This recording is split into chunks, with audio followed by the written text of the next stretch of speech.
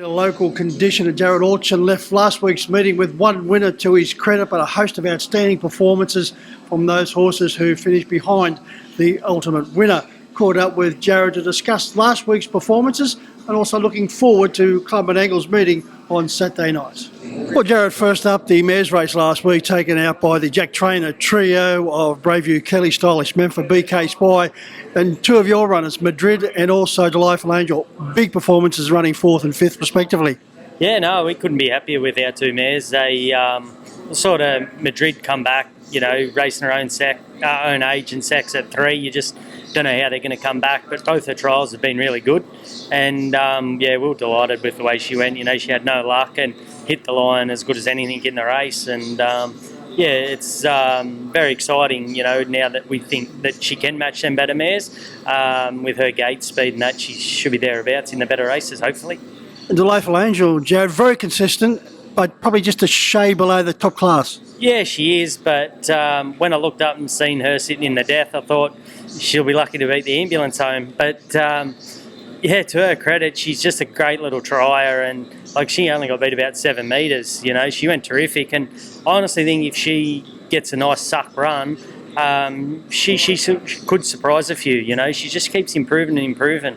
So it wouldn't surprise me if she sneaks a hole in a better race.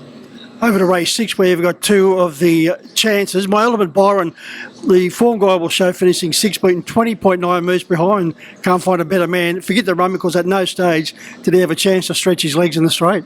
Nah, we're a bit unlucky there. I thought he might have been on Can't Find a Better Man's back, and probably they went fairly steady in that race and ran a quick quarter, so they probably couldn't have beat Can't Find a Better Man, but I thought he probably should have run second, but the one kicked up, and then Cameron elected to go to the fence, which was the right move at the time, and just had no luck. But when he come off the track, Cameron said that's the best he's felt in 12 months. So I think we're back on track with him. Well, far from My Ultimate Byron, and you've also got My Ultimate Ronnie. Had he drawn better, Jarrod, I may have been swayed to tip him, but just gate 9 just put me off. Yeah, it's a tricky gate, that, but he's just come back in such good form. He's really thriving at the moment, and he actually surprised me a little bit what he did the other night, because he hadn't had that one real good hit out. He'd had 2 trials, but they were pretty soft trials, and his last trial probably looked a little bit disappointing, but probably been a little bit too easy on him at home just with his soundness issues. But that trial just brought him on unbelievable, and he was ready to go the other night, and he's just come out of that so good. He was bucking around the paddock like a lunatic on Sunday morning, which is unlike him. So just a tricky gate. Don't know what we'll do from there just yet, but I think if he has any sort of luck, they'll know he's there. I thought his performance in winning last week, Joe, was one of the performances of the night. Yeah, well, I think the 3 4-year-olds probably were good performances on the night. Can't Find a Better Man, Ronnie and Mahomes. I think they were all terrific performances. So I think that form will hold through into the Chariots of Fire, hopefully. With Cam Hart, the regular rangeman, required to go to Victoria for the Hunter Cup. Any thoughts on drivers at this stage? Will Rickson will drive Mightyman Ronnie, and not quite sure with Mightyman Byron yet. We were leaning towards Blake Fitzpatrick, but he's got to drive Mahomes with Jack Trainer being in Melbourne as well. So we'll talk about that tonight, but might even give Ricky a drive. Well, he'll certainly do a great job for you, no doubt, brother. But as far as Will Rickson is concerned, Jarrod, he's gone to another level.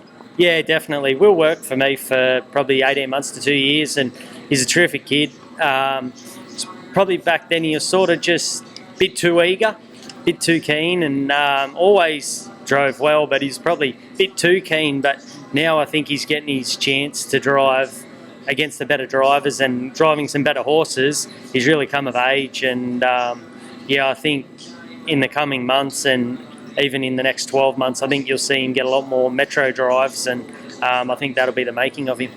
Over the last mile, but Johnny, you've got another wide gate here. What do you think of his form at Tamworth? Didn't handle the track one bit. I actually thought if he had got a run in the final, he would have been a good hope, but he just didn't handle the track. But he's a horse that I've got a lot of time for.